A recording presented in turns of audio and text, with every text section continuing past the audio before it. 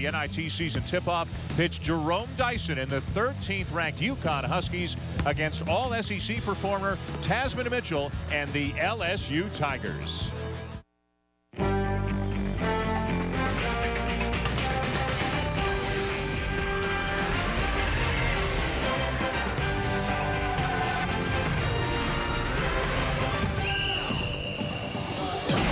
Welcome inside Madison Square Garden, and welcome to the Dick's Sporting Goods NIT season tip-off, semifinal number 1, all a part of Feast Week, presented by Lowe's. We've got LSU and Connecticut going at it in the first semifinal tonight.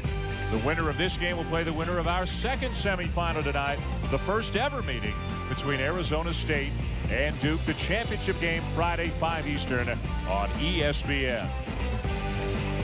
Hi, everybody. Dan Schulman, Coach Bob Knight with you here in New York City. We've got a couple of teams who both suffered heavy losses from a year ago. LSU lost 5 lettermen. UConn lost 3 starters. The big difference, coaches, UConn's more experienced and deeper with what they bring back this year. I don't think there's any question about that, Dan. Now, I think that'll be a problem for a young team like LSU because UConn's going to put pressure on it midcourt with their defense. They're going to get some full court pressure, and LSU is going to have to be able to handle that early, or they could get in a bind right off the bat. Now, UConn, of course, because of the proximity of New York to Connecticut, they'll have the crowd behind them here in the Garden as well. Let's check out the Star Watch tonight, and we'll begin with one of the few experienced players that LSU has in fifth-year senior Tasman Mitchell, named first-team All-SEC a year ago. Jerome Dyson, he's a senior for the Huskies, and he is averaging 20 points per game so far on the season. With more on Dyson, let's check in with the third member of our crew, Doris Burke. Dan, those numbers for Dyson would indicate that he is not feeling any ill effects from the knee injury, which kept him out of the latter stages of last season. That is, in fact, the case. He did, however, tell me that the toe injury he suffered on November 8th when he pulled a door open onto his right big toe is still bothering him. He's not getting any pain injections at the moment, but he said every time I push off, it does give me a great deal of pain. This is a guy who gets a lot of credit for being one of the toughest competitors in UConn history. The basketball program believes he's also one of the most skilled players in their program, Dan. All right, Doris, thank you. Let's take a look now at tonight's starting lineups, brought to you by Mazda. And for LSU, Bo Spencer, the point guard, better than 20 points per game so far this year. Storm Warren, 3 double-doubles in as many games on the young season. For UConn, Kemba Walker, one of the quickest point guards in the country, and Stanley Robinson is off to a good start this year, averaging almost 17 points per game. We are ready to go. UConn in home white, LSU in the purple and gold. Bob Donato, Pat Driscoll, Michael Stevens are officials, and UConn gets the opening tip.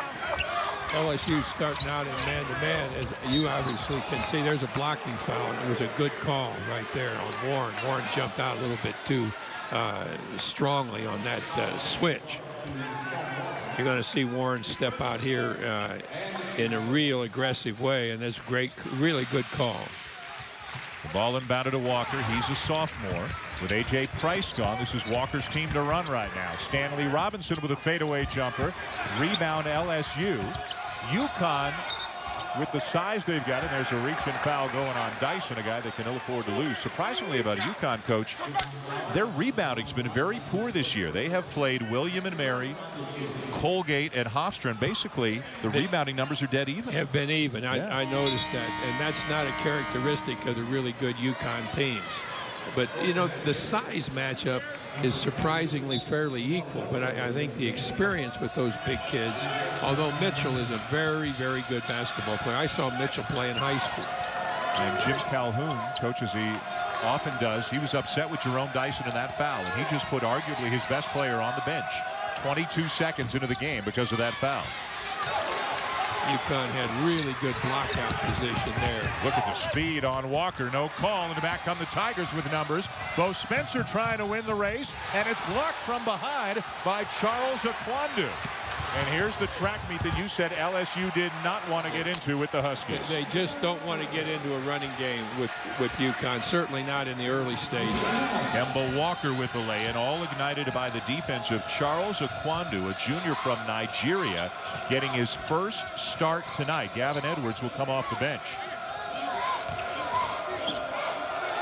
Aaron Dotson, a deep three. Rebound Huskies. Now LSU has had 3 chances to get the ball inside, and they haven't done it yet, and that's something they're going to have to do. They've had guys open. They've got guys posting really well on the low side.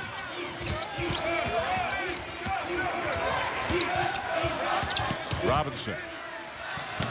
And gets it to go. 4-0 UConn. LSU comes out really hard on the ball screen with the big man from the screen stepping out hard. They're going to have to be careful to pick up the guy rolling to the bucket from that ball screen. Not a deep team at all. LSU with only 8 healthy scholarship players. They've also got 1 walk-on who figures to see some time, but UConn is a deeper team. Ball screen to get Spencer free. Nice feed, and a foul on Akwandu will send Warren to the line. They've missed Spencer, or Spencer has missed people in there about 3 or 4 times, and the big kid is open, and they're going to have to get him the ball inside. Hall of Famer Jim Calhoun leading the Huskies here into the Garden, as he does every single year on multiple occasions. Trent Johnson, after a good run at Stanford, Nevada before that. In his second year as the head coach of LSU, the Tigers were the regular season SEC champions a year ago, but again have suffered some heavy losses as Gavin Edwards comes in for Charles Akwandu. One thing that I always like for guards to do, Dan, particularly in the opening stages of the game, get the ball to people, see where we can get the ball. And LSU's guards haven't done that thus far. They've been too interested in what kind of shots they can get in scoring themselves. The guards have got to see where can we go with the basketball. The Huskies try to go over the top to Stanley Robinson, as they'll do on several occasions every night. Tasman Mitchell knocks down a 3. The 6'7" fifth-year senior is moving more to a perimeter position this year, playing the 3 instead of the 4, and he knocks down the outside shot. Jump hook, Gavin Edwards at the other end. We saw him working on that move multiple times at shoot-around this morning. The biggest difference I see at the start of the game is UConn's much more oriented toward going inside than LSU has been. And the guy with the ball right now, Bo Spencer, he's known as more of a scoring point guard. The junior out of Baton Rouge is over 20 points per game so far this year through the first 3. Harris with a travel. Good call. Trent Johnson to go into his bench, and he doesn't have a very deep one tonight, but we see Garrett Green, number 3, a 6'11" sophomore out of Woodland Hills, California, and Chris Bass, a sophomore out of Baton Rouge. 9 players in the rotation, coach, for LSU. 7 of them are freshmen or sophomores. Yeah, that's going to tell over the course of these non-conference games, but then they're going to have to be playing those guys so they can get them ready, obviously, to play in the conference. Let's see if Connecticut looks to do something inside here.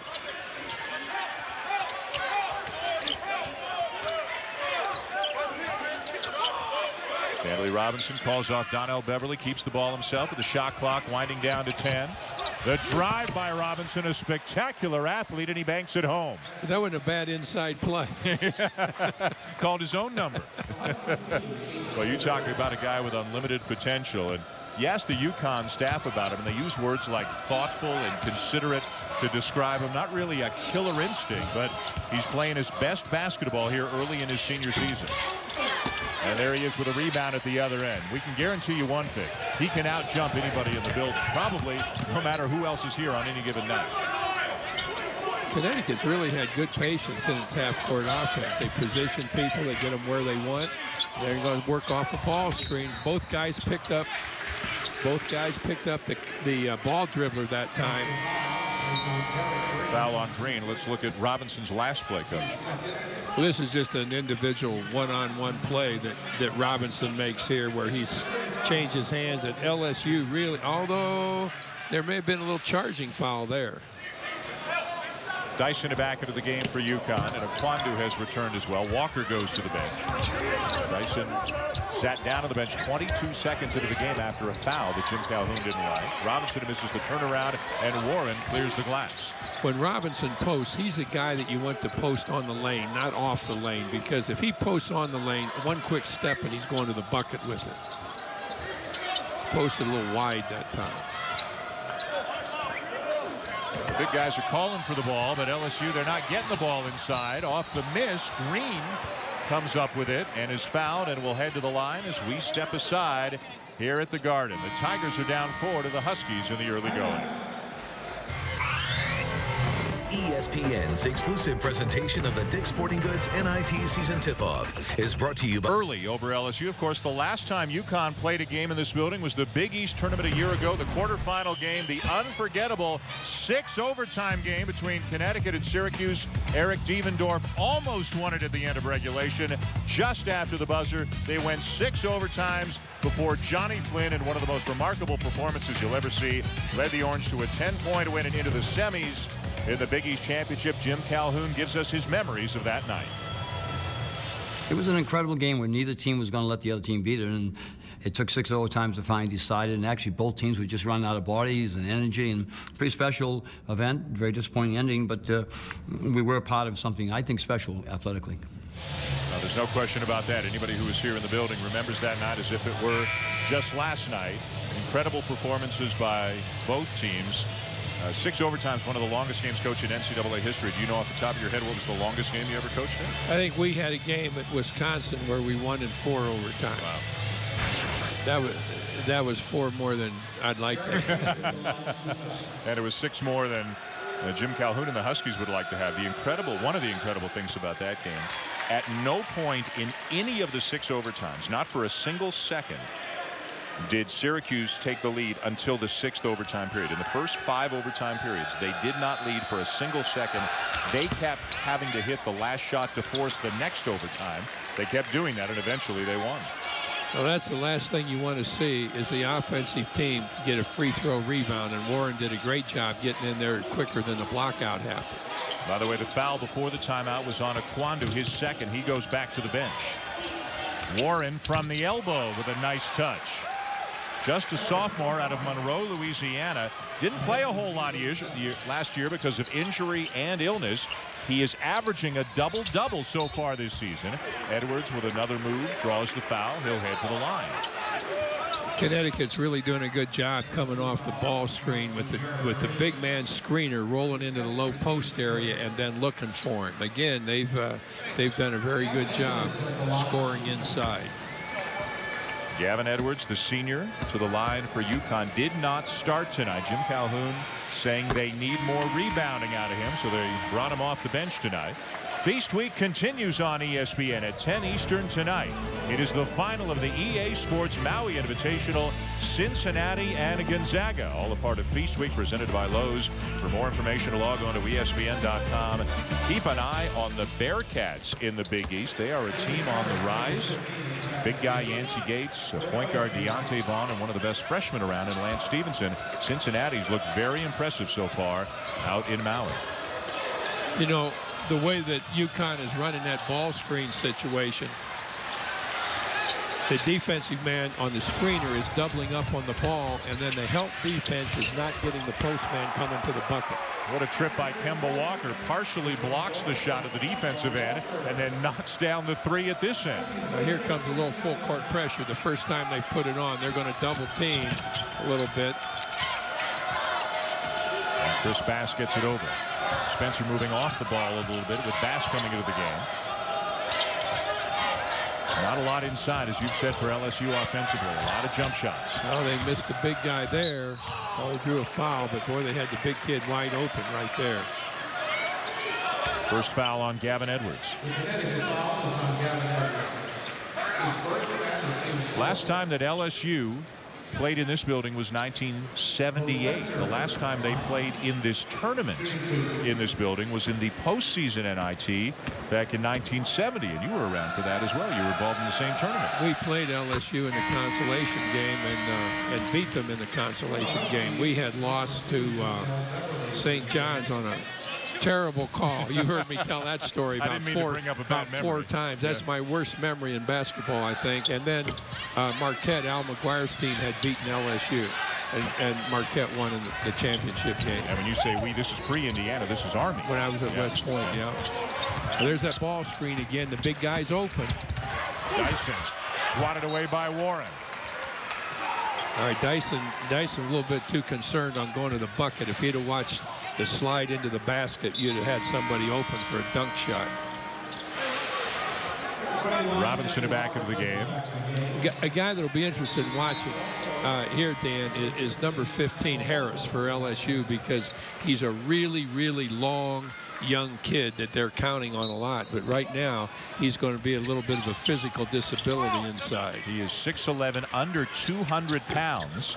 Dyson misses the jumper, and Edwards comes down with the rebound. The foul going against LSU. And there's Harris. You talked about Dennis Harris, redshirt freshman out of Jonesboro, Georgia. A terrific offensive rebounder, but he's given up a lot of muscle. Well, he was trying to fight on the block out right there and reached around and grabbed instead of using his butt to get into somebody. And he got called for his first foul of the night as they set up on the inbounds play. The winner of this one to take on the winner of our next game tonight, Arizona State and Duke. In the championship game Friday, 5 Eastern on ESPN. We'll have the third place game 2:30 Eastern here on ESPN2 as we invite you to spend some of your holiday time with us here at the Garden. Walker penetrates, blocked again by Warren, and here come the Tigers. Warren did a great job of helping there. That's Warren's bucket as much as anybody's right there. Chris Bass with the layup, and LSU fighting hard back within 3. One of the traits that Jim Calhoun's teams always have is that they turn it around in a real hurry from defense to offense, whether it's a score or a rebound, and they really make you hustle to get back. And thus far, they've gotten back quicker on offense than they have on defense.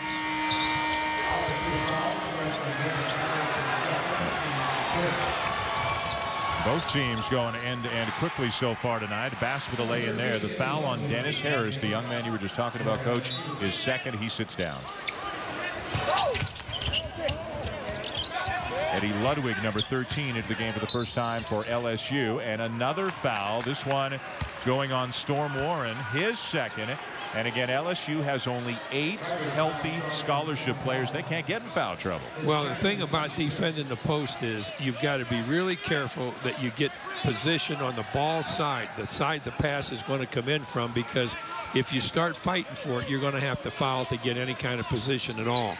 And UConn has always been a very good posting team, like right there. They go right inside again. Oriaki misses the shot, and now we've got a Connecticut foul.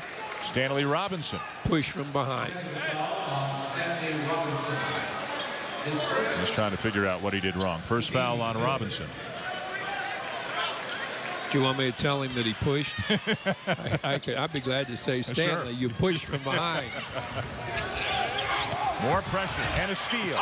And a lay-in for Walker. Man, is he quick. It's just a very, very careless pass.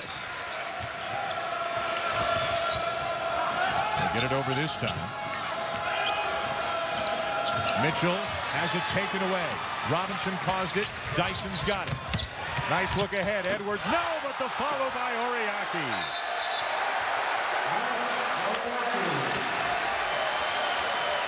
What's happened these last 2 times is LSU has been in a hurry to beat the press, and they just haven't done it. They've hurried, and then they've lost the ball both times, and so they've turned it over to 2 UConn buckets. Well, as you talked about, this is kind of classic UConn. Pressure, and the defense leads to offense at the other end. And not only that, but look how fast the big kids have been running.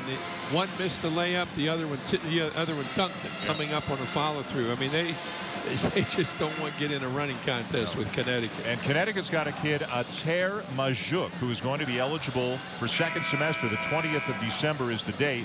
They feel he's the best big player they've got. He's born in Sudan, raised in England, some academic issues, just verifying his transcript and so forth. So he's been waiting a long time. He was part of the program last year, but wasn't able to get on the court. He is only a couple of weeks away now. He's not here in New York, but he practices with the team at home. And Jim Calhoun and the coaches say he just tears it up at practice, and they feel he's going to make a huge difference on the inside for the Huskies. There's the 3rd time in a row that they've lost it on the press. One of the things against the press, Dan, that you got to really be careful of is you don't necessarily have to try to score every time against the press, but you've got to get the ball in play every time against the press. You can't give it up like they have 3 times in a row. Edwards from Dyson, and UConn continues to force turnovers and then score easily right around the rim.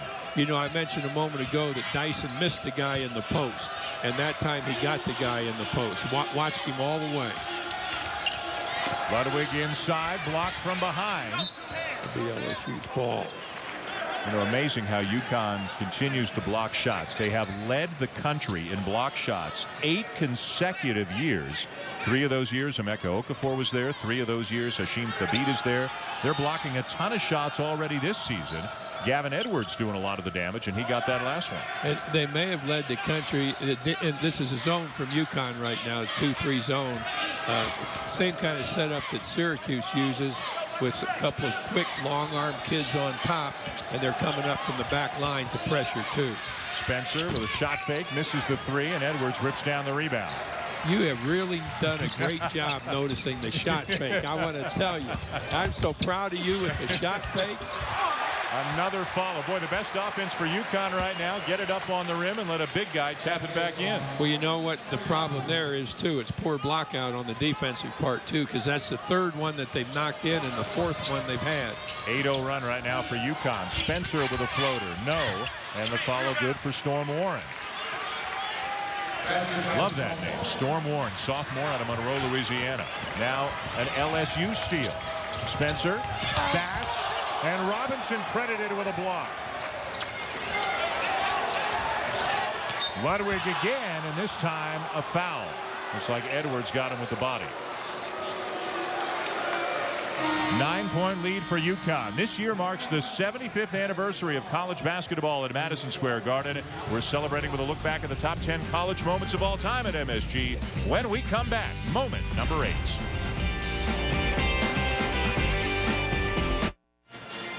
UConn by 9 here at Madison Square Garden. As mentioned, this season marks the 75th anniversary of college basketball at Madison Square Garden. And in honor of this celebration, we count down the top 10 college basketball moments in Garden history. Number 8 takes you back to the previous Garden at the corner of 50th and 8th. St. John's taking down number 1. The day after New Year's 1965, St. John's facing off against All-American Cassie Russell and top-ranked Michigan at MSG. They hounded Russell all night long behind 15 points from Ken McIntyre.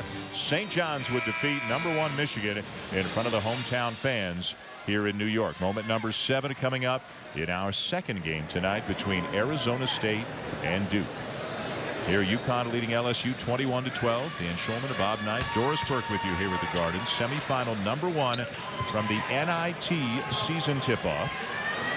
And to the line goes Eddie Ludwig, a 6'9" freshman. Connecticut's double LSU's output in field goals 9-4, and a lot of that has simply been their ability to get to the bucket with the ball, either from a misplay at the LSU end against their pressure or a little patience on offense going inside. And Jim Calhoun, as Ludwig knocks down a pair, feels his team could be playing better. They've won all of their games by 10, 12 points. Sometimes in the early going, the big-time schools are crushing smaller schools. He feels they're working hard, but they're not quite there yet. But he likes the work ethic, as we mentioned. He's excited about Ater Majuk becoming eligible in a couple of weeks, and he thinks the upside is pretty significant for this group. Yeah, LSU's come back in the zone to kind of take away the drive and the move inside that they've had. That's some foul trouble they're dealing with as well. Robinson misses the shot, Akwandu the rebound, and a fresh 35 for the Huskies. Dyson. Handoff to Oriaki. No. Warren another rebound for the Tigers. Boy, they have really dominated play in the inside, particularly off the offensive board. UConn has. Oh, the length of Robinson at 6'8", 6'9" up top as he defends Tasman Mitchell. UConn has some very, very difficult people to keep off the offensive board. Spencer with a tough mid-range jumper. It's their leading scorer on the season, better than 20 a game coming in. He's got 3 so far tonight.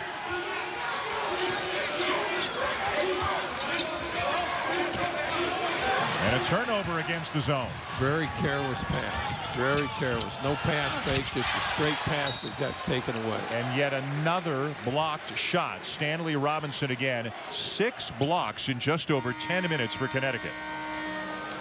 Let's check in now with Doris Burke. Now, you guys have talked about the fact that Connecticut has been out-rebounded in several games this season, and it's bizarre. It's almost like an alternate universe to see them with a negative rebounding percentage, guys, minus 0.7. For Jim Calhoun, he's usually one of the best in the country at that, dominating that category. I asked Jerome Dyson what's the focus of practice this week. He said a lot of rebounding. I said, is this a big guy issue or is this a team issue? Jerome said, absolutely a team issue. He said, we do not have the big guy, Hashim Thabit and Jeff Adrian. It is our team responsibility, particularly the guards, to make sure we're contributing. Dan? You know, and Doris, Thabit, obviously, he was the first-round pick and a huge shot blocker. But in terms of rebounding, Jeff Adrian was one of those guys, Coach. He just wanted the basketball. And he would get you 10, 12 rebounds a night. And then they miss a lot of that on the inside. Well, when Dyson said they didn't have the big guys, he and I have different opinions of what big guys look like, I think. I think Connecticut's got some great size with great agility, and as you well know, agility is a prime factor in a good offensive rebounder. Here's what the Huskies have lost from a team that went to the Final Four a year ago. Hashim Thabit in the NBA with the Memphis. A.J. Price is playing with Indiana right now. Look at that, 10 rebounds a game for Jeff Adrian. So 3 starters gone from a Final Four team. By the way, the last foul on LSU was on Storm Warren, his 3rd. So one of their most important players, especially on the inside, goes to the bench. And again, they just don't have the depth. Another turnover, another run out for UConn. Dyson forces it out, and it goes.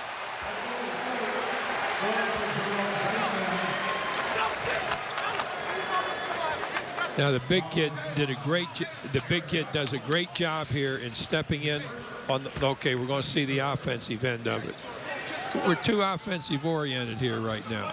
We got to see the defensive end. The big kid makes a great play on the ball screen at the other end with his hands. Had great position, got a hand on the ball, and that's what led to the bucket. Dyson converts on the 3-point play, and UConn is out to an 8-point lead. Give those 3 to Edwards, the way he defended against the ball screen. More pressure. That's a little bit more patience there. Don't throw it in the corner. Get it out of the corner.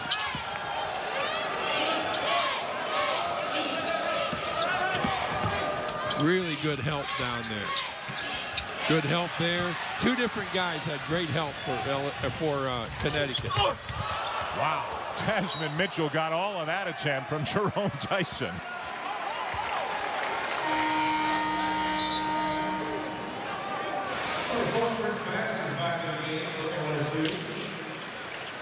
Mitchell stayed right with him all the way down to the bucket, and that, you know, that's one of those things that might have been called either way. Mitchell's a guy, he was part of the Final Four team back in 2006, a 5th-year senior. He's played for 3 different head coaches, and he played with the likes of Brandon Bass and Big Baby Glenn Davis, Tyrus Thomas. So he's been around for a while and has played with a lot of quality players at LSU. Mitchell was one of the most highly sought-after kids coming out of high school there was when he was a senior in high school.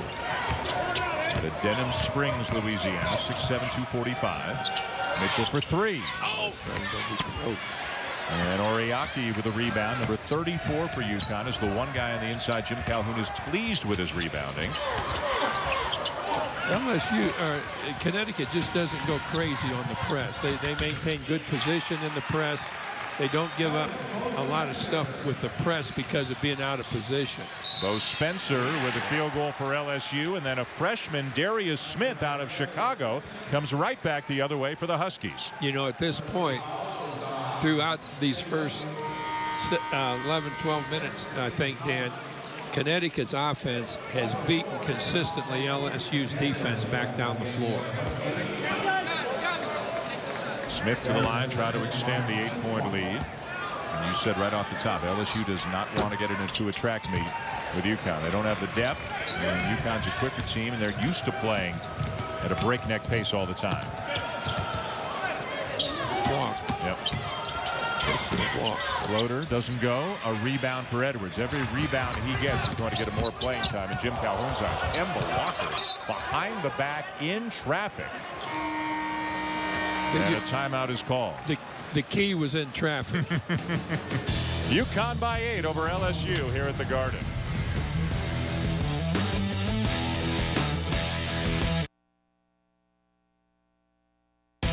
Sporting Goods NIT season tip-off. The winner of this game will play the winner of our second semifinal tonight. Follows this one right here on ESPN2. It'll be Arizona State taking on Duke. Both teams are 4-0 in the early going, although Arizona State had to play well to get here. A 3-point win over TCU for them to get here. Duke has looked very good in their game so far.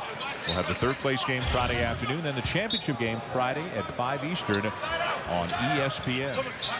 LSU's really got to be in the ball game here in these next 8 minutes. Dan, they don't want to go off the floor with a huge deficit. Walker again just getting too deep in there with too many bodies.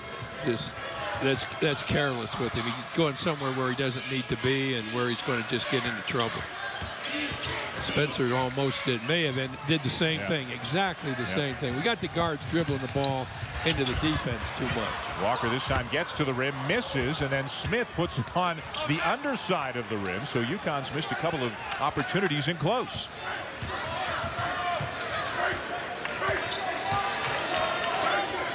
A little ragged here the last couple of minutes both ways. The guards are looking a little bit too much to make the play themselves rather than get the ball into position for somebody else to make the play. Mitchell, fadeaway jumper from the baseline, a little short. Oriaki, another strong rebound. Nice look ahead. Walker to Edwards. Well, I like what Edwards brings into this game for UConn. I think Edwards is going to be a guy that will be very, very important to this team. And maybe bringing him off the bench for the first time this season. Got him going a little bit. Maybe that was the intent of Jim Calhoun. Now, Connecticut did a great job shutting off the drive right there. So now they force LSU to come out a little bit. And this is where they haven't really gotten the ball into great position offensively to have a chance to score. This is Zach Kinsley, number 20. He's a walk-on. But they need him in the rotation because they don't have any depth. Hands it off to Ludwig, who misses in close. They've got to make that one. That was a big miss right there. LSU's back in the zone. Edwards out to Jamal Coombs McDaniel, number 4, another freshman, a deep freshman class for UConn. He misses in the rebound to Kinsley. When UConn drives into the lane, they're really not looking for guys. Their big guys are moving to get open, and the guards have really only hit them one time when they've taken the ball inside. They can do a much better job getting people, the big guys, easy shots inside just by dumping the ball off. There's Spencer trying to get it by Walker, but Walker's got the speed to stay with him. Shot clock into single digits. Spinning is Mitchell. It's a great pass. Found Ludwig for the easy 2. Now that's just what I was talking about with Connecticut. Coombs McDaniel for 3. Mitchell was looking for somebody to get the ball to on that drive. We'll step aside here in New York. UConn leading LSU by 8. The Huskies are running the floor, and Edwards is having a big night with 8 points already. Semifinal number 1 from New York City. Coming up on the other side, an update on Vandy in Arizona. Jonathan Coachman here in the studio with your ESPN in-game update. 5th place game at the Maui Classic, Vanderbilt in Arizona, Jermaine Beal. Traylon nails the 3, puts Vandy up 25-21. You can see this game right now over on ESPNU. 27-25. Dan, back to you in New York. All right, Jonathan, thank you. And here in New York, Connecticut leading LSU 28-20. Coach, you wanted to talk defense. We've seen 10 blocked shots in this game already tonight. Well, Connecticut's done a great job of protecting the basket throughout the course of the game. And I think to some extent, the LSU guards have been kind of careless going to the bucket with the ball, not looking to drop the ball off. When a guy starts to drive to the lane, Dan, the inside people immediately want to move to get into a position to receive a drop-off pass. And the Connecticut guys are standing a little bit, and the LSU guys are too. The LSU guards have not done as good a job as they should be doing on the drive, getting the ball to a post man to take it to the bucket. You saw the defensive statistics for UConn holding LSU to 32%. They blocked 6 shots already, 3 of them by Stanley Robinson. And Robinson fouled on his way to the rim and will head to the line. This is a guy, Coach, who really came on right at the end of last season, late in the Big East tournament, that Syracuse game, and then through the NCAA tournament. They've been talking about his potential for 3-4 years now, and we're finally starting to see it. Well, you know, he's one of those guys that Dyson said wasn't a big guy. You know, it looks pretty big, pretty agile. to me. Now, thing that happened there, LSU played the out of bounds with the 2-3 zone, and they paid no attention to the offside corner. And the defensive man there had his back turned to the corner watching the ball, and Robinson came past him and drew the foul. Look at Robinson. Just an example of him being able to jump over everybody. He had no business getting that ball. Donnell Beverly converts for the Huskies. That was a tremendous athletic play. I'm not sure I've ever seen the shooter do that ever before in a game where he went after a missed shot and set it up that resulted in a bucket. Another block. Gavin Edwards, 7th of the night for the Huskies. The thing that Edwards did there was the LSU player came across the lane, and Edwards came right with him. He didn't have to come out of nowhere. He was right on his tail, and it made the block easier. Here's going to be no, he got it. Ooh, it's a walk. Bass might have gotten away with one. He's the younger brother of Brandon Bass, former LSU star, and thriving in the NBA. LSU doesn't want to get carried away here in the last 4 minutes. They want to go in where they still have a chance to be in the ballgame. Connecticut's in that zone, pressuring it. Spencer misses the 3. It'll stay with LSU. The underman Tigers playing it with 2 of their best big guys on the bench in foul trouble. Trent Johnson just trying to get the Tigers to halftime without getting blown out in this game. Storm Warren's got 3, and he was really exerting his influence on the glass in the first few minutes until he got into foul trouble.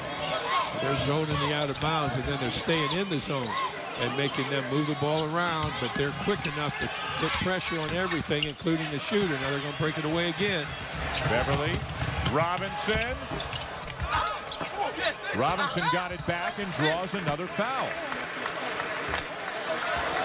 You know, when a big kid, when a play like that happens and there's a real quick breakaway and the big kid is there to get a hand on the follow-up, that's tremendous effort on Robinson's part. And we're seeing the whole bag of trick stores so far tonight from Stanley Robinson. Yeah, the basketball staff will tell you the last guy in the gym to know exactly how exceptional he could be on the basketball floor is Sticks Robinson. This is a guy who admits his freshman year it was culture shock coming from Alabama, going to Storrs, Connecticut, has had his ups and downs. I asked him what he learned most. He said, you know, the thing I appreciate most about my experience at Connecticut, Jim Calhoun has been a father figure to me. It hasn't always been easy. It's hard when he gets in your face, but the reality is I've learned to be a man under him. It's been a great experience for him, guys. And again, just a very soft-spoken, kind of gentle young man, but boy, his play speaks volumes out on the court when he's really getting after it. Watch how alert Robinson. Oh, no, I'm not sure about that one. Just going to say, watch how alert Robinson is to the ball. He was right there, and I thought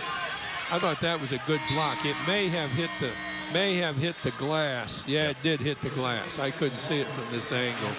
So I guess maybe officials get a bad angle once in a while where they can't see it. I better not talk about bad angles. You know, you are becoming so much more open-minded about officiating sitting over here in the last couple of years. Yeah, that's because I tell them if they miss a walking call, the nation's going to hear about it. There's a great feed inside. Perfect setup inside. Robinson to Edwards. See, there's another little thing that Robinson just did that very few people see. He knew where Edwards was because the ball barely touched his hands, and he already knew that Edwards was open inside. It was just a flick pass. Comes to him, flicks it into Edwards. It's a tremendously alert play. Edwards into double figures now with 10. Spencer for 3. LSU not getting anything near the basket and settling for a lot of contested jumpers. Robinson, look at the athleticism. Unbelievable. Ooh. All I can say is wow on that one. The way he changed direction after he picked the ball up. On just about any night, he laces him up. He's going to be the best athlete on the floor. They're covered very quickly on top in the 2-3 zone. Now they'll get a block there. All they did, he was able to get it up over it. Circus shot by Bass.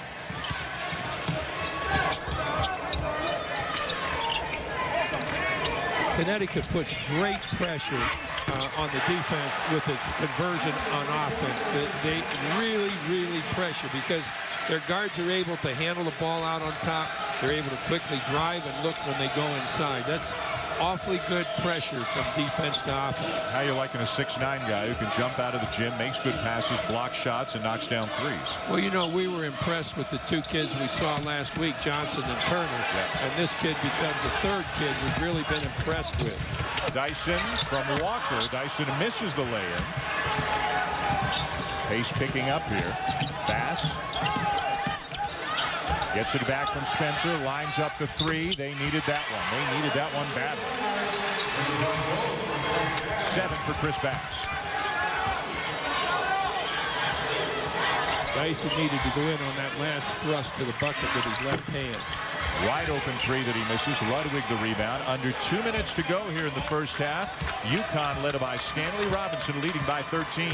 We know UConn has that 16-point lead. Now we've cut 3 off of it. They don't want to go in at the half only leading by 8 or 9 points. It's really important to hang on to this lead. Very, very good dump pass. That's the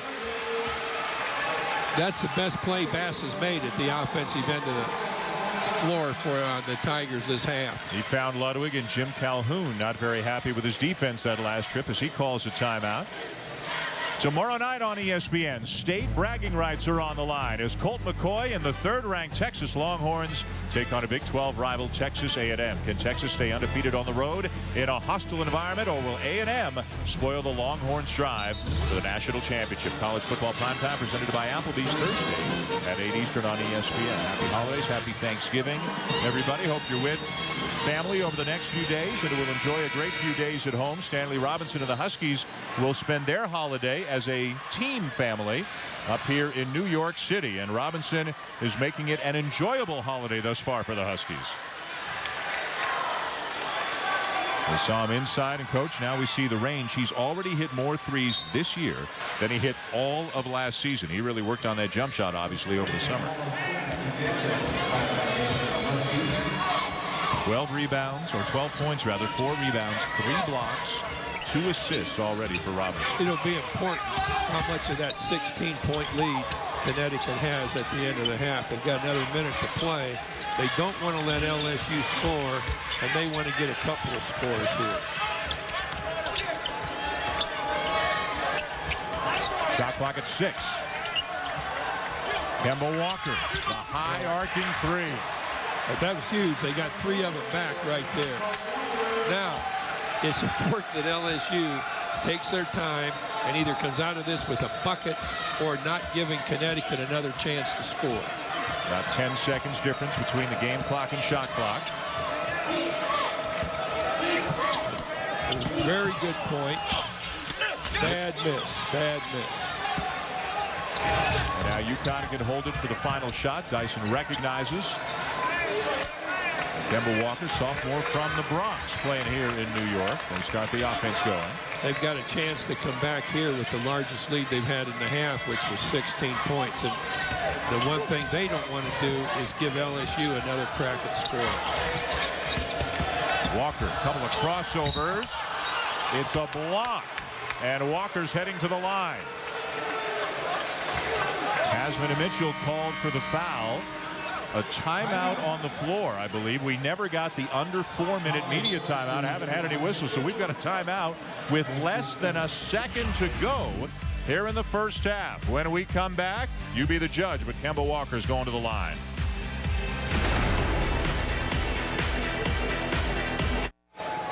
Back at the Garden with less than a second to go here in the first half. Kemba Walker's at the line for UConn. The Huskies are up 43-29. 2 free throws coming for the sophomore.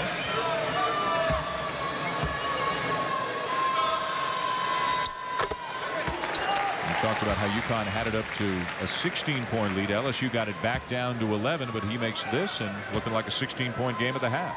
And, you know, as you and I have said before, that largest lead of the half going off the half is really important. Big time. That's it, half right there. So it'll be UConn by 16 and give Stanley Robinson a lot of credit. What a first half he had. Offensive rebounding, nice passes, block shots, knocked down a 3. Terrific first 20 minutes for the senior Robinson. 45-29. Connecticut leading LSU at the half. We're going to send it back to the studio now for the halftime report. Find out what's going on around college hoops with Jonathan Coachman. All right, right, thank you, Dan, very much. The 45 points most Are the most important 5 minutes in the game, so we'll see which team wins that. And you saw the body of work from Stanley Robinson in the first half. 12 points, 4 rebounds, 2 assists, 2 steals, 3 blocks for Robinson. Kemba Walker, 12 points as well. Gavin Edwards with 10. LSU shot only 35% in the first half, and they had a lot of foul trouble, most notably Storm Warren, number 24, big power forward for them. He picked up 3, only played 5 minutes in the first half. As Oriaki commits a foul, he goes out. Edwards back in.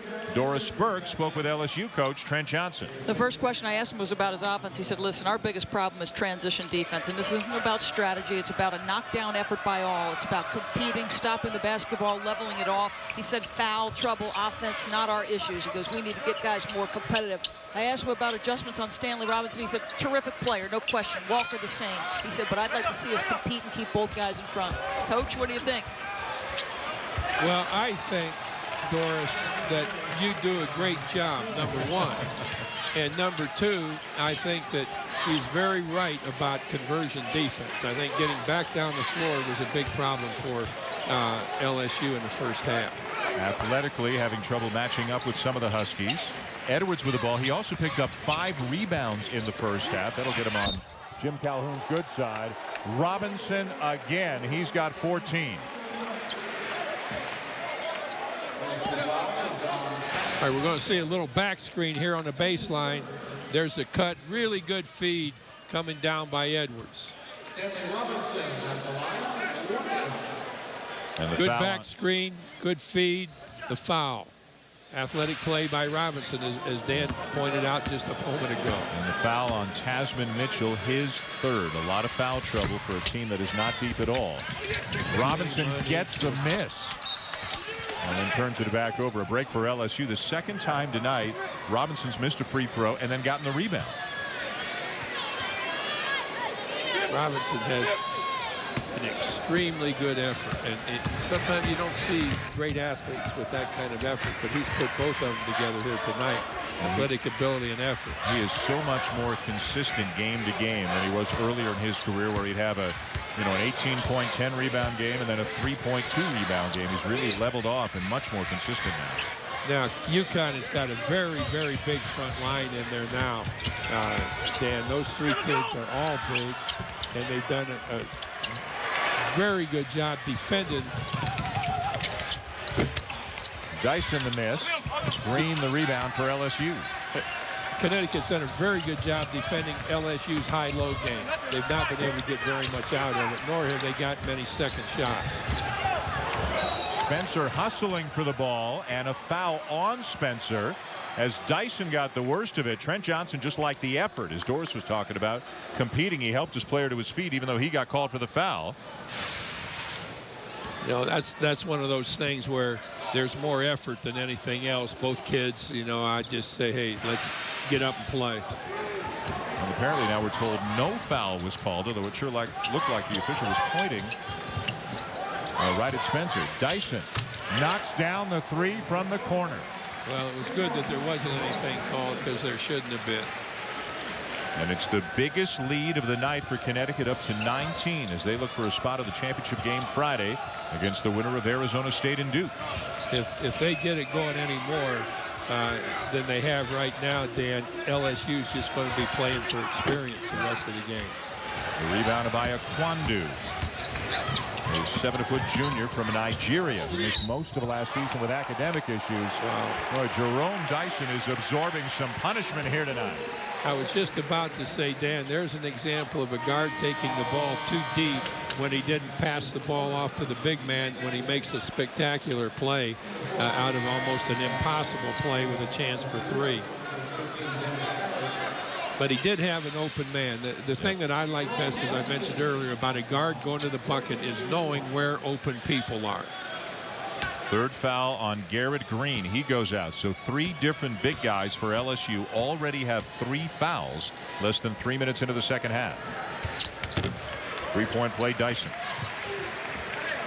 And an 8-0 run right now for UConn, as you see the LSU foul trouble. Again, only 8 healthy scholarship players for the Tigers, who lost 5 lettermen off last year's team. They have a very good class. ESPNU ranks it as the number 10 class in the country coming in next year, but that's not going to do Trent Johnson much good tonight. Storm Warren knocks it down. Made a really strong move going up into the defensive man's arms. Look, the defensive man's got his arms up, and then he moves him a little bit. I'm not sure that's a foul, but he did a really good job, Warren did, of taking the ball through the defensive man, going up on the glass with it. It's a 6'7" guy scoring over a 7-footer, and the 7-footer picked up his 3rd foul, and he's going back to the bench as he's replaced by Alex Oriaki. Oriaki's another one of those small guys that Dyson was talking about. 6'9", 240. Just a little itty-bitty guy, huh? UConn's always had size and always had athletes and always had shot blockers. And what an incredible run it's been for Jim Calhoun up in Storrs. 24th season there. He is one of only 8 coaches in Division I history with 800 or more wins, and we've got 3 of them in the building tonight. Mike Krzyzewski getting Duke ready for their game, and of course the man sitting to my right, Bob Knight, is on that list as well. 3 Hall of Fame coaches. Dyson, not this time. Edwards. Yep. I'll tell you, Gavin Edwards is doing himself a lot of good. Jim Calhoun was really unhappy with his rebounding in the first few games, brought him off the bench, but he is doing the job tonight. He's already got 7.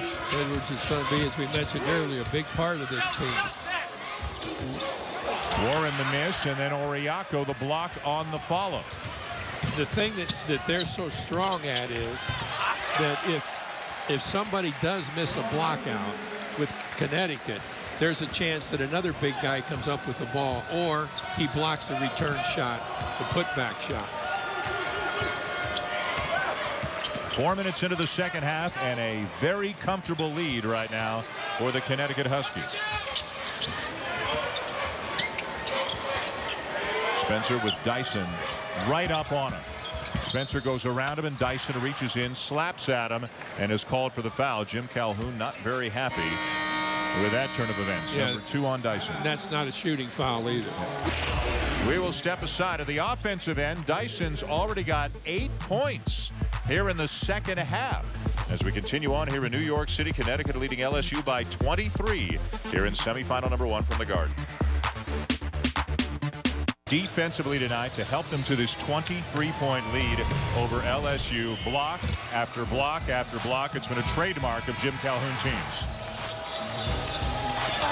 Already got 8 tonight. We've seen Robinson get in on the action on several occasions. Gavin Edwards. They've just got so much length, so many athletes. And Coach, I don't know how you feel. I think this is absolutely phenomenal. They have led the nation in block shots 8 consecutive years. The likes of Emeka Okafor, Hilton Armstrong, Josh Boone, Hashim Thabit. Maybe they'll do it again this year. You never know. Just getting in position to help on defense is so important. But when you've got kids that not only move to help, recognize how to help, that can then block the pass or deter the drive completely, that's a huge plus. And UConn has that in spades. Warren slips inside of Edwards for the jam. Well, give Storm Warren a lot of credit. He hasn't played many minutes because of foul trouble, but he's been an absolute force when he's been in there. Really good pass by Edwards. The big kid took it out of bounds.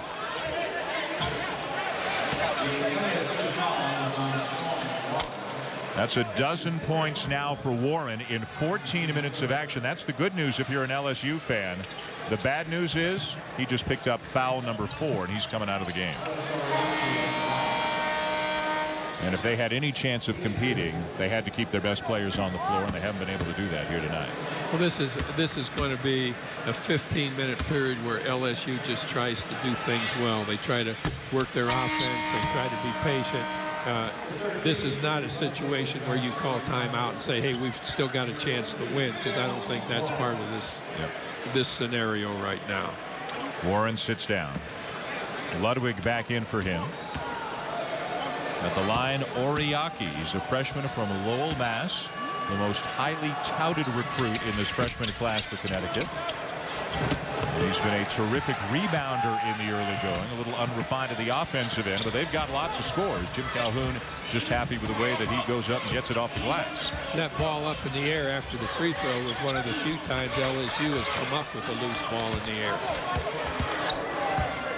Connecticut's guards out on top. Walker, Dyson do a good job of pressuring the ball out there, making people really work to get the ball inside. There's good help. Spencer shaken up. Numbers the other way for UConn. Walker lays it in. And Bo Spencer, the starting point guard for LSU, is hobbling off to the bench. You know, not totally disregarding the possible injury to Spencer, but another little thing for Robinson, Dan, if we could see that again, as soon as he picked the ball up, he looked up the floor, and that's not a great characteristic of a big kid. Here's going to be the shot. There's kind of an uncalled walk there. Look at this pass right here. Here Spencer moves in. Looks like he rolled the right ankle, stepped on a UConn player's foot. And I think he walked too. Robinson comes up with the ball, and instead of wasting the dribble, he looks up the floor and makes a great pass. So they're working on Spencer, their leading scorer so far this season. Looks like he rolled his right ankle. Bass takes over for him. Edwards did a great job of coming to help out of that zone. Oriaki, another rebound. Number 7 for him.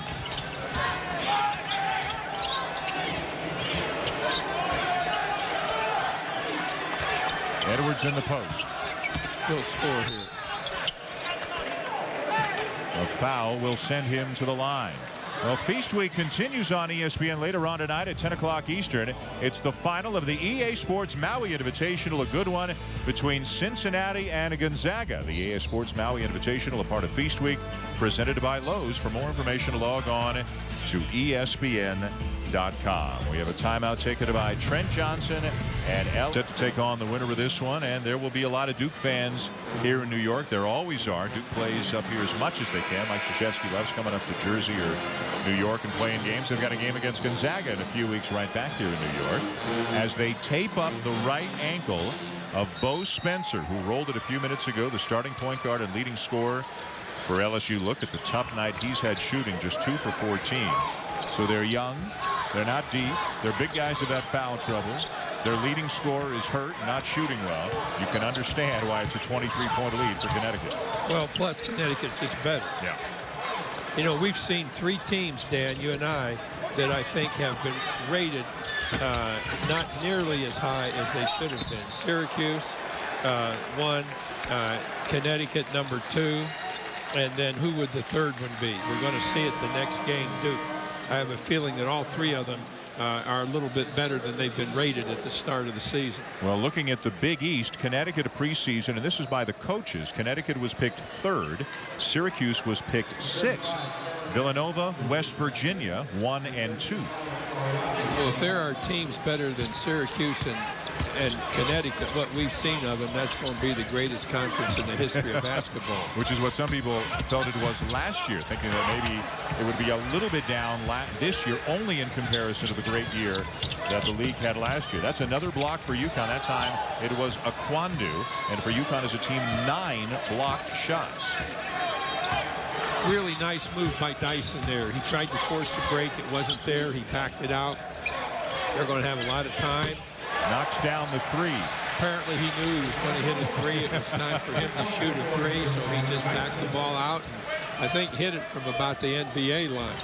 You know what I like? I'm giving all these reasons why UConn's winning, and you just broke it down into its most basic form. UConn's just better. The better team is winning this game. They are. The better team is winning, and they're winning handily because at this point they are just quite a bit better. 26-point lead for the Huskies. UConn does a really good job of playing the ball screen, both the man on the ball and the man playing the screen. Rolls off the rim for Green, and another rebound for UConn. Dyson, a bullet pass to Edwards, who misses the layup. There is a foul, and he'll go to the line. Tomorrow night on ESPN, state bragging rights are on the line as Colt McCoy and the 3rd-ranked Texas Longhorns take on a Big 12 rival in Texas A&M. Can Texas stay undefeated in a hostile environment, or will A&M spoil the Longhorns' drive for the national championship? College football primetime presented by Applebee's tomorrow at 8 Eastern on ESPN. You know, one of the things that's happened with the UConn inside guys, the big kids, Edwards and Robinson and all the big kids, if they have not converted when they've had the ball inside, they've almost always gotten fouled. So they're getting 1, 2, or 3 points out of almost every time they have the ball around the bucket. Coach, you can see Spencer back in the game, still limping, got the right ankle taped up. I'd just leave Spencer out. I wouldn't take a chance on him getting hurt from this point on because this game is out of reach. And even if they lose, they've got another game Friday. There was a third-place game in this tournament, 2:30 Eastern, right here on ESPN2 on Friday.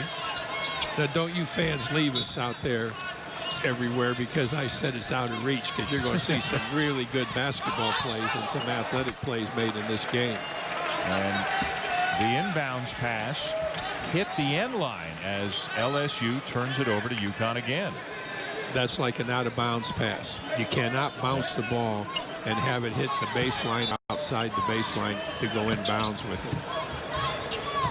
Second year in Baton Rouge for Trent Johnson. They won 27 games a year ago, but lost their leading scorer and 4 other lettermen. A very strong class, as we mentioned, it coming in next year. But this is kind of a transitional year, it would appear, for the Tigers in what looks like a wide-open West Division in the SEC. Well, Harris just made the best defensive play that LSU has made during the game. He got in front of the post man, took the pass away, prevented a bucket or a foul from happening inside. Harris made a very, very quick move there. A good call there by Bob Donato, getting a Kwandu as he just reached around and wrapped up the freshman Harris, and that's 4 on a Kwandu, a guy that Jim Calhoun's really waiting to take that next step, play with some aggression, but play within the rules and not getting quick foul trouble like he has here tonight. Coombs McDaniel comes back in as UConn goes smaller.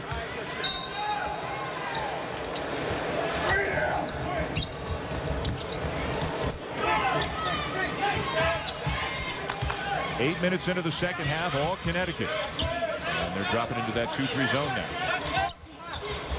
Good pass inside. Harris converts. That's one of the few times the inside big men didn't cover everything in there. First points of the night for Harris. And another foul on Harris at the other end. Another guy who's hardly been able to stay on the floor tonight for the Tigers. That is his 4th. Not much Trent Johnson can do. 25-point lead for UConn here in their second home, really, New York City. ESPN.com. Dan Schulman, Bob Knight, Doris Burke here at Madison Square Garden. Dick Vitale along for the second game between Duke and Arizona State. Jerome Dyson off the inbounds play knocks down the jumper. The big night for Dyson, averaging 20 a game in the early going. A senior who was suspended for 9 games a couple of years ago, team violations, and then last year tore his knee up, had surgery, missed the last 12 games of the season, but a very tough, determined player, good defender, and does a lot of good things for the Huskies.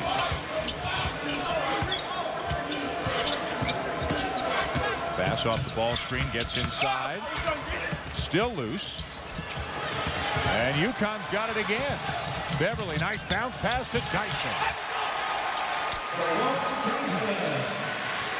When they get the ball, like Beverly came up with that loose ball, they have really been taught well to look up the floor and see if somebody's ahead of them, and he did and made a great pass with it. How about 15 in the half for Dyson, 18 in the game, another rebound for Robinson. And you said it earlier, UConn, obviously LSU was banged up, but UConn played 3 teams, William and Mary, Colgate, Hofstra, and they beat them all by 10, 12, 14. They're up 29 on LSU, so they're obviously playing as well as they've played so far this season.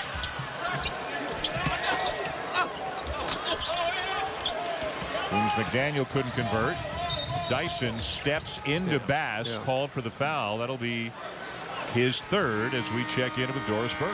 Well, guys, I talked pregame about Jerome Dyson and how much credit he gets for being one of the most competitive and toughest competitors for Jim Calhoun. Associate head coach George Blaney told me, he said, the best description I've heard of this guy is he plays every single possession as if it's 4th and goal. He said, what I don't understand is he doesn't believe nationally he gets enough credit for the basketball skill level he brings to the floor, guys.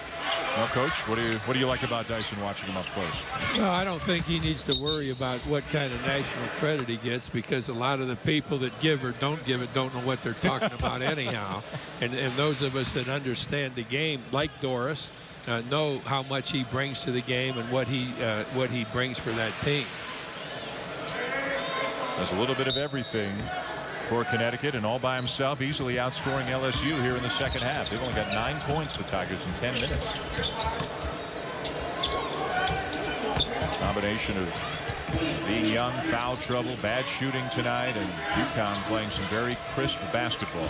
Connecticut is a fast-paced offensive team, a high-energy offensive team that can play defense. And that's what any up-tempo offensive team has got to be able to do, and they can do it. And it's not just blocking shots. It's position, it's help side, it's the block out, the control they get of the defensive backcourt. Tasman Mitchell with a bucket for the Tigers. He's got 5 quiet points tonight.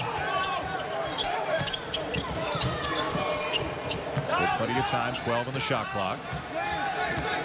It's neat to see a team that's got this kind of a lead really working with a lot of patience.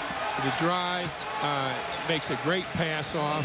Offensive player moves to an open spot. You couldn't ask for better offensive setup than that one was. Oriaki from Walker, 69-40. Foul on the inside on Oriaki. It's one of the few times that LSU has gotten good position, and most of the time when they've gotten it on the offensive end, Warren has had it. And you've made some comments about Warren's foul trouble, so probably without their best offensive threat, they have gotten into the position they've been in. But it isn't just one thing. As we said before, this is just tonight, a much better team than LSU. That was number 4 on Oriaki. He'll sit down. Aquanda will come back in. You know, Coach, you go back 25 years in Connecticut. I mean, they weren't anywhere close to the kind of program that they have become under Jim Calhoun. A couple of national championships. He's a Hall of Famer, and I know he's a guy you have a great deal of respect and affection for. You know, I really like Jim. I've known Jim for a long time and have a great respect for what he does. I'll tell you an interesting Connecticut story. In 1963, my freshman coach at Ohio State, Frank Truitt, was offered the job at UConn, and he turned it down. And at that point, Connecticut was part of the Yankee Conference, the schools, the state universities from all 6 New England states. And it was a great job. The winner of that conference had an automatic bid to the NCAA, and I tried to talk Coach Truitt into take that job, but he didn't take it. But years later, I understand there's a connection from you with Coach Calhoun getting the job with Connecticut. He had Tommy Miller, who had played for me and was coaching at West Point at the time. I really didn't know Jim then, and he had Tommy call me to see what I thought about him taking the Northwestern job. And at that time, I said, no, stay right where you are. A year later, he's at UConn. I've told him ever since that he owes me 25 cents out of every dollar he's made. That was the only part of the conversation between the two of you that didn't go so well, I thought. So you're still working out the details. Well, he said that the check will be in the mail. Under 8 to go. Mitchell now with 7 for LSU.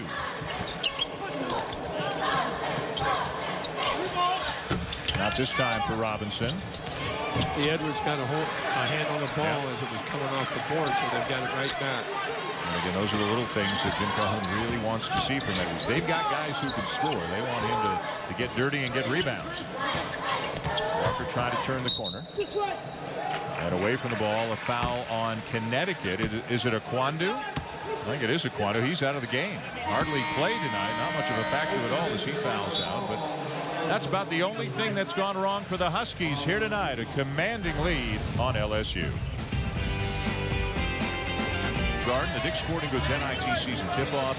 Our second semifinal tonight. Coming up next on ESPN2, Arizona State and Duke. Obviously, you're very familiar with Duke's program, having coached Coach K, yourself back at West Point. You watched the Duke practice yesterday. As you see, there are some Sun Devil fans here at Madison Square Garden. They'll be outnumbered by Duke fans. What impressed you about Duke's personnel? And they'll be disappointed. Duke is going to be, I think, too good for Arizona State. I think Duke, right now, the game of basketball, the intricacies of the game of basketball, Duke plays it better than anybody does. So they've got 2 of my favorite players in America, Shire and Singler. I mean, these two kids just really know. There's nothing real physical about either one of them. They just absolutely know how to play. And I think that we're going to see a real interesting thing in the final game if it's Duke with its basketball play against Connecticut in its athletic play. Arizona State's coming off a 25-win season, one of their best in years. Made it to the second round of the NCAA tournament a year ago, but they lost two great players in James Harden and Jeff Pendergraft.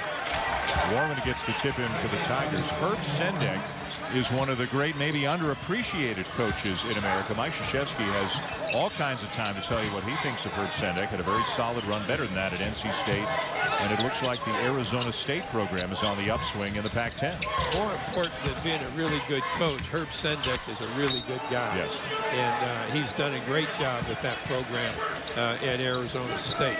As he did at Miami, and then when he went on to North Carolina State. And Arizona State really owes the guy a real big thank you for what he's done with their basketball program. Green inside and a travel. The size and the length and the athleticism of the Connecticut defenders has bothered LSU's big guys all night long. Now, that was a good move that Green made inside, though, and I'm not really so sure that was a walk. But regardless of that, he made a good fake and a good move to the bucket. And I think that's something that LSU is going to have to do more of as it goes through the season, and that's get the ball inside and do some things there. Dyson fouled before the shot.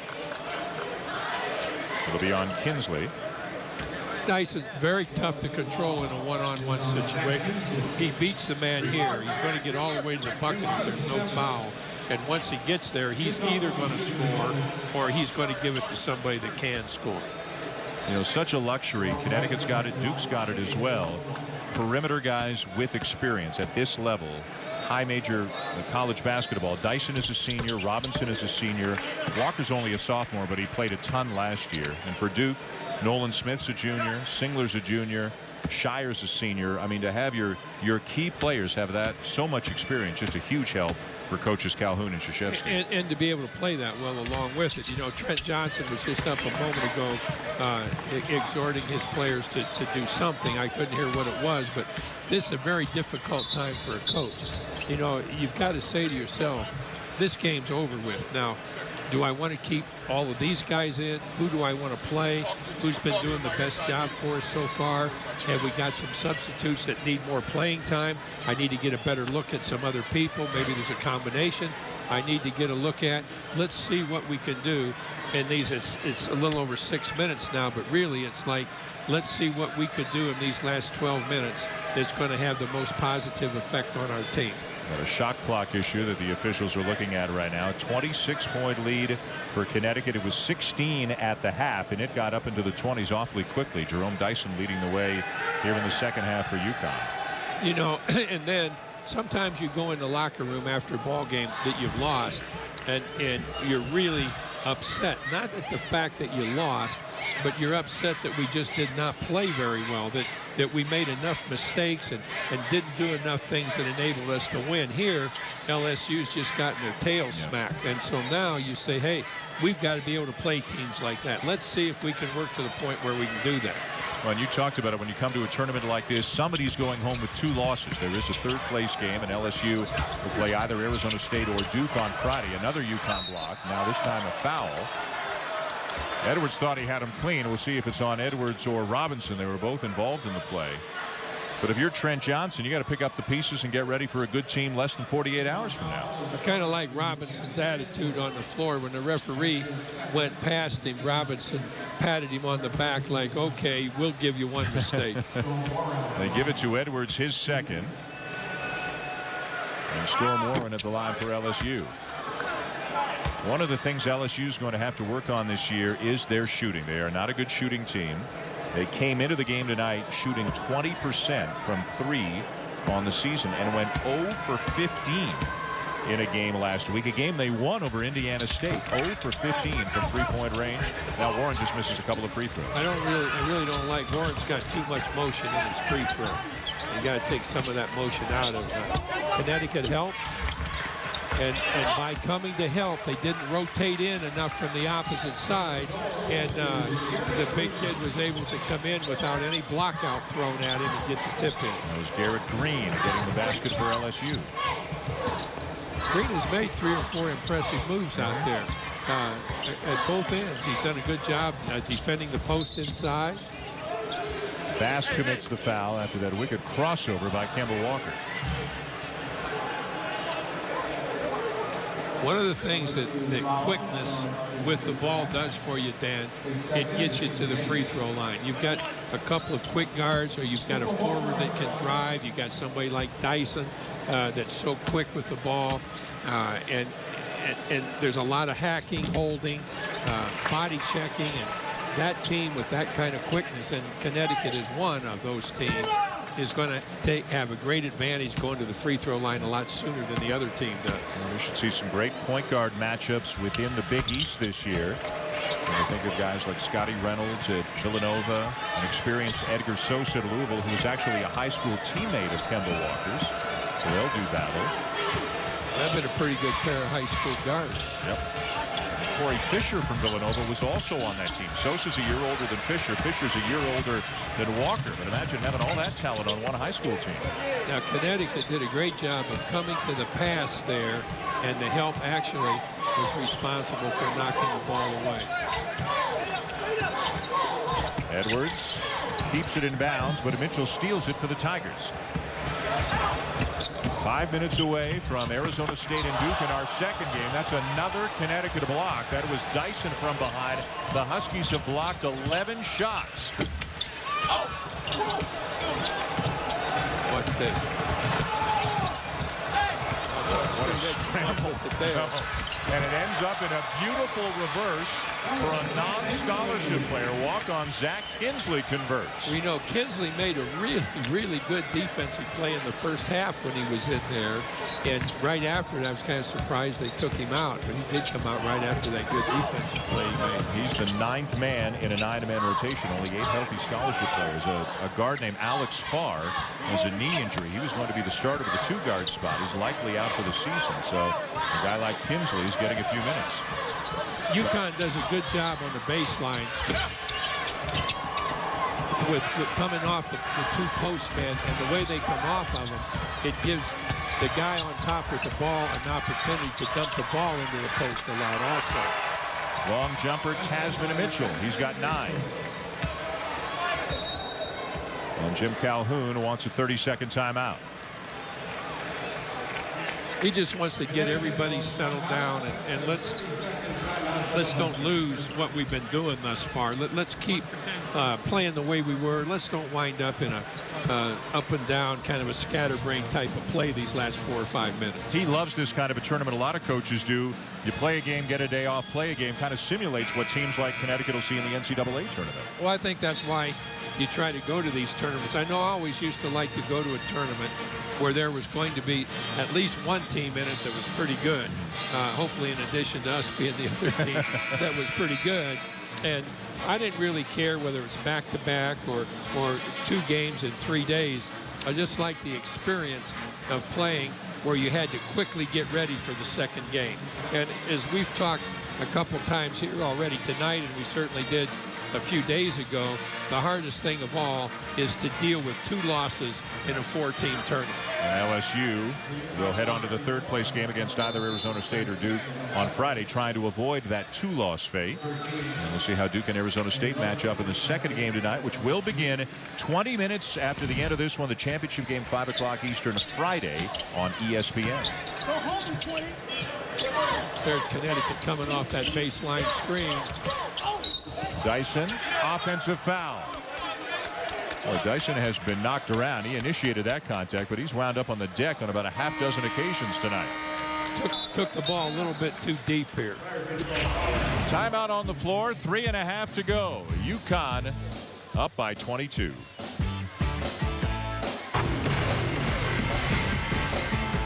All right, Jonathan, thank you. Back here in New York, all Connecticut in this game against LSU. The Dick's Sporting Goods NIT season tip-off, a part of Feast Week, presented by Lowe's. Dan Schulman, Bob Knight, Doris Burke. Connecticut 73, LSU 51, Arizona State, and Duke still to come here in New York City. We've had a chance to see Kansas and Louisville and Syracuse and Connecticut and some awfully good teams in the early going. Is there one team that jumps out at you when you think about a team playing the best of those you've seen so far? Syracuse. I think Syracuse is athletic. They're got a lot of basketball ability. They're deep. But I do think that in addition to Syracuse, the other two really good teams that we've seen here, and we've seen what we thought 3 teams that were vastly underrated. We haven't seen Duke play yet, but I think they've been an underrated team, and I think that certainly Connecticut is. Well, Duke right now is ranked 7th. Connecticut is ranked 13th. Kansas is number 1.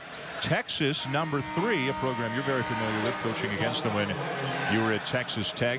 Texas beat Pittsburgh last night to win the tournament in Kansas City. Close game for about 30 minutes, and then the Longhorns broke away. And of course, Kentucky, so young but so talented as they continue to win. Anybody ranked above Connecticut or Syracuse will have a hard time beating either Connecticut or Syracuse.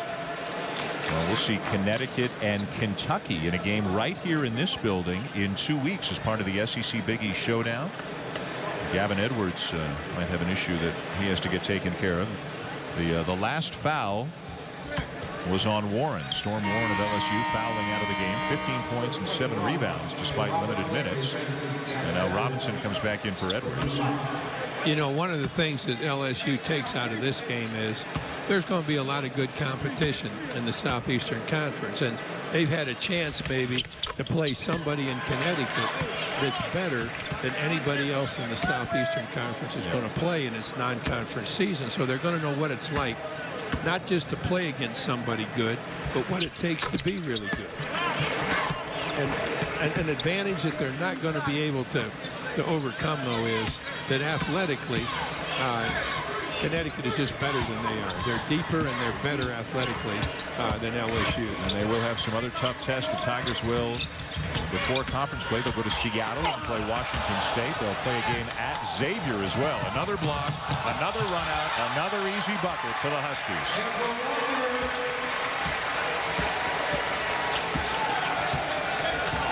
This is where I don't think I'd want Tyson left in the game at this time, and probably not Walker either. I always thought when we get the thing, particularly in a tournament situation, let's get as much rest for our guys as we can. Robinson, another rebound. What a great night he's had. Dyson has been dominant here in the second half.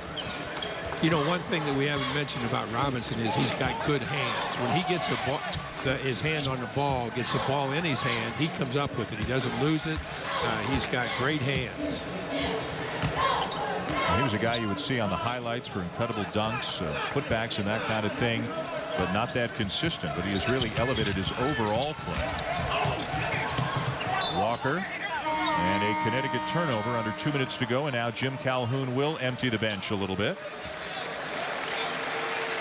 And Robinson is among those coming out for the last couple of minutes after a big night.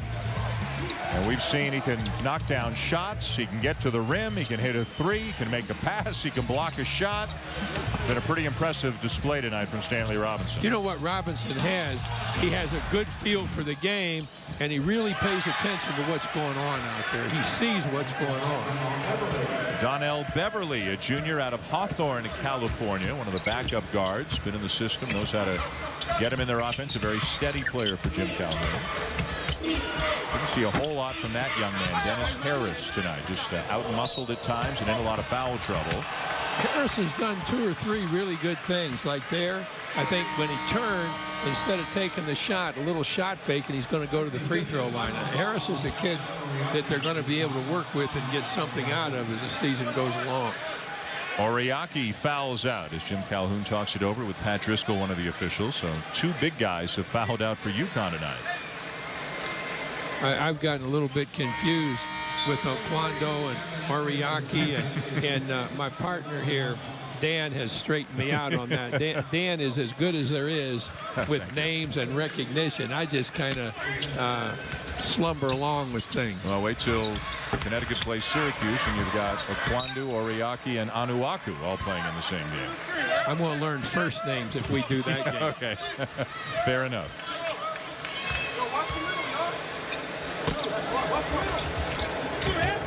Jamal Trice is into the game now for Connecticut, number 13, a freshman from Los Angeles.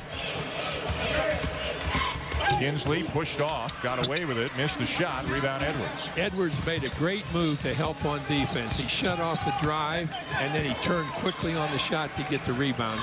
Edwards has played very well tonight, Dan. There are the numbers, 13 points and 9 rebounds, nearly a double-double for a guy that Jim Calhoun said had to rebound more if he wanted to stay on the floor. Edwards, 15 points tonight. That was almost like divine intervention if such a thing takes place in basketball, as you're really giving Edwards a lot of credit, and he hits the 15-footer. Every now and again it works out. How about a 30-point lead for UConn? Pretty impressive stuff. Don't forget Duke and Arizona State still to come as Kinsley knocks one down for the Tigers. We'll send you back to the studio for updates on what's going on around Feast Week, all kinds of scores. And then we'll bring you back for the Sun Devils and the Blue Devils 20 minutes after the end of this one. Here's kind of a neat thing. Connecticut's not standing outside just with the ball. They're going to look to get another shot, look to work. And I kind of like that rather than just stand and hold the ball and we all give up in the last 40 seconds. Well, the shot clock turned off. We're in the closing seconds. By far the most impressive performance on the young season for Connecticut, as they will go to 4-0 and advance to the championship game. LSU will suffer its first defeat while playing the third-place game on Friday. Harris inside to lay it in. It's my man Harris, including the game. He's going to be all right. That kid works. He's going to develop into a good player. The final score here at the Garden, Connecticut 81, LSU 55. The Huskies will play the winner of Arizona State and Duke in the championship game Friday, 5 o'clock Eastern time on ESPN. 20 minutes from now, we'll have Arizona State and Duke right here on ESPN2, the third-place game and the championship game Friday on the ESPN family of networks. Stanley Robinson, Jerome Dyson, Gavin Edwards and company. 81-55, UConn over LSU. Coming up, semifinal number 2 of the Dick's Sporting Goods NIT season tip-off. Arizona State taking on number 7 Duke. This has been a presentation of ESPN, the worldwide leader in sports. For Bob and I, Doris Burke, and our entire crew, I'm Dan Schulman. Thanking you for watching as we send you to Darinoka for College Basketball Scoreboard.